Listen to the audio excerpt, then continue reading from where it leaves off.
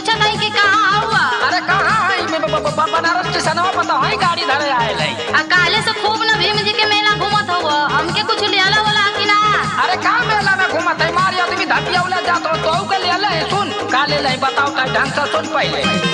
नीला रंग के चूड़ी लिहली पंचशील के साड़ी नीला रंग के चूड़ी लिहली पंचशील के साड़ी 4 बज के 5 मिनट भइल धरे जाता नी गाड़ी रे बनारस स्टेशनवा सुनली। अरे सुना सुना एक चीज और ले लिया।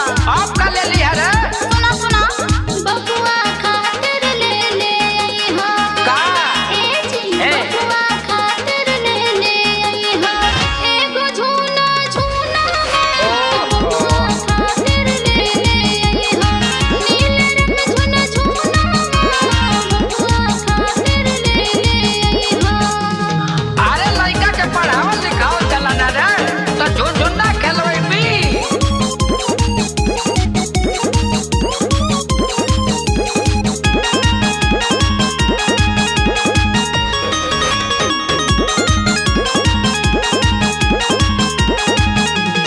अपन फरमाइश गोरिए तने परो ले ले आई पिया एगो भीम जी के फोटो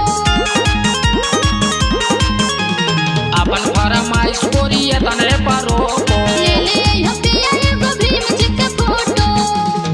एके बेर ना कोहेली तू मांगेली पारा पारी रे कोनो समानवा।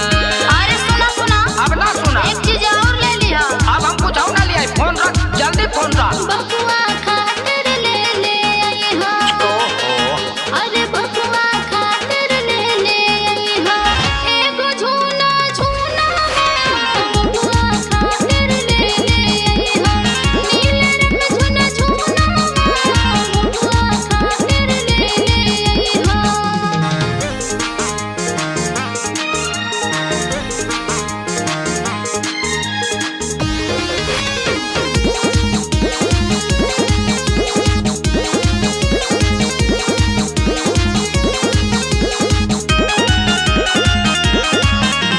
गजबे के मिली है तू मेरी जनाना गोलुआ के पापा एगो बात और माना और तोरी गोलुआ की पापा के डाढ़ा लागो गजबे के मिली है तू मेरी जनाना। गोलुआ के पापा एगो बात और माना अरे कैसा नहीं रे 14 अप्रैल के भंते जी के मोहला बनाई काहे खाती घरे घर सबके भीम चर्चा कराई। अच्छा नीले रंग के काने मकली हली नीले रंग के कंगनवा रे बनारस स्टेशनवा।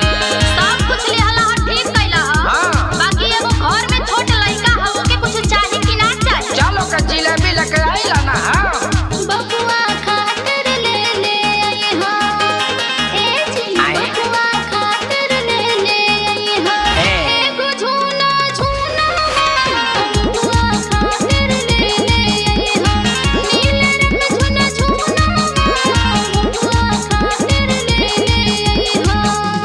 नीला रंग के चूड़ी लिहली पंचशील के साड़ी नीला रंग के चूड़ी लिहली पंचशील के साड़ी 4:30 बजे जाता धरे जाता नी गाड़ी रे बनारस स्टेशनवा। अरे सुना सुना हाँ तोरी मेहरारू के जाए रहा यात्रीगण कृपया हेलो ध्यान दें।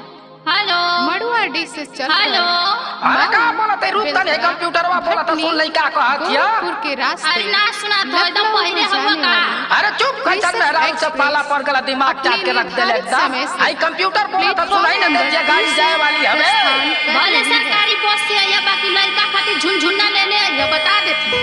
कृषक एक्सप्रेस अपने निर्धारित समय से प्लेटफॉर्म नंबर 2 से प्रस्थान कर रही है। जो ट्रेन तक गई तो झुनझुना में भागल जात रहा एक दर्जन गई है झुनझुना ले ले आइया। गाड़ी छूटो चाहे तू आइजा छूट जा बाकी एक बात कहत है सुन लो। आपका सुन लई रे बबुआ खातिर ले ले आई हो हाँ तोरी बबुआ के का अरे बबुआ खातिर ले ले आई हो एगो झूना झूना बबुआ खातिर ले ले आई